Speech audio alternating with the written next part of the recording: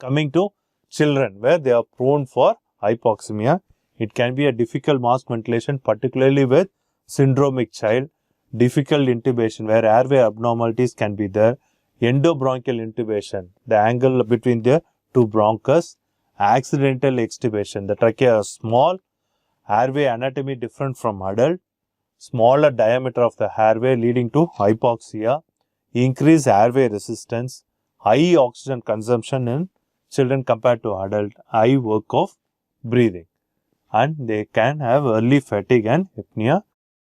So, some of the anatomical features which makes a child more prone for hypoxia is large occiput, thin underdeveloped mandible, leafy epiglottis, narrow subglottis, high larynx, large tongue and narrow nares. And your chest wall is pulled inward and abdominal is pushed upward. The chest wall is more compliant, so there is decreased elastic recoil and exhalation requires more work. They are abdominal breather. Abdominal rises as diaphragm descends. Stomach distension limits your tidal volume. And there is rocking chest wall motion common with stress or even partial obstruction.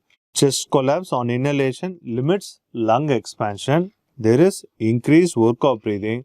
And most importantly is, harder the infants try to breathe, the less efficient the breathing going to be. And chest wall more box-like, rib angles are mechanically inefficient. There is limited lung expansion, limited tidal volume increase, and increased alveolar ventilation is respiratory rate dependent rather than tidal volume. And the muscles of ventilation gets tired easily. Fatigue leads to respiratory failure.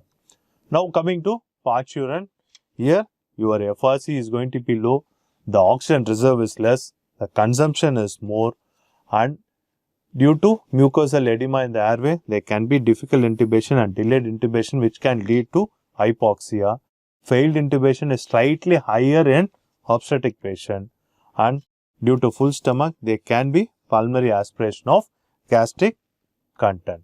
Hypoxia in the parturition, usually better to go for regional anesthesia, adequately pre-oxygenate the pregnant patients, rapid sequence intubation, use of Sellick's maneuver, and algorithm of failed intubation should be always kept ready. Finally, you should have an alternate plan of oxygenation if you are not able to intubate. Most important thing is oxygenation should be monitored continuously.